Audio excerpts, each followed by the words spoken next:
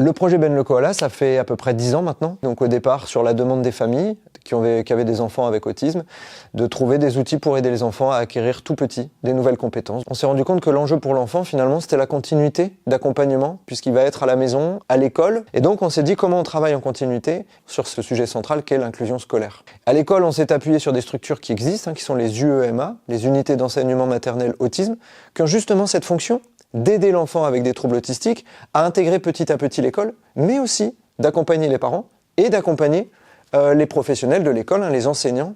Donc on a travaillé avec des UEMA, et notamment celle de l'école Générale Lille, pour développer des nouveaux contenus. Donc on réunit les enseignants, la médecine scolaire, des experts, les professionnels du médico-social, les familles. Il y a un petit débat sur est-ce que c'est plus intéressant le bain ou la douche, pour les jeunes enfants notamment.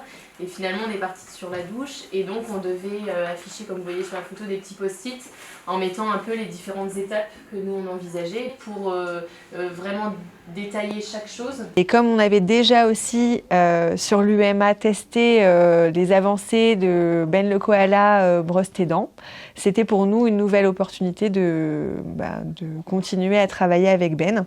Là, on a pu voir vraiment un atelier, voir aussi la salle de classe et comment ça se déployait.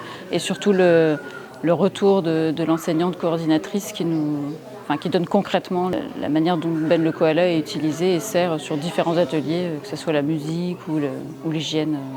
On croit vraiment au déploiement de Ben le Koala dans les UMA et au service de tous les enfants. C'est hyper intéressant parce que ça permet de voir le caractère très concret des projets qu'on peut accompagner et ça nous permet de voir que finalement Ben le Koala est très intégré à la démarche pédagogique. Je vois en Ben le Koala un partenaire éducatif pour tous les enfants de l'UMA, mais pas que.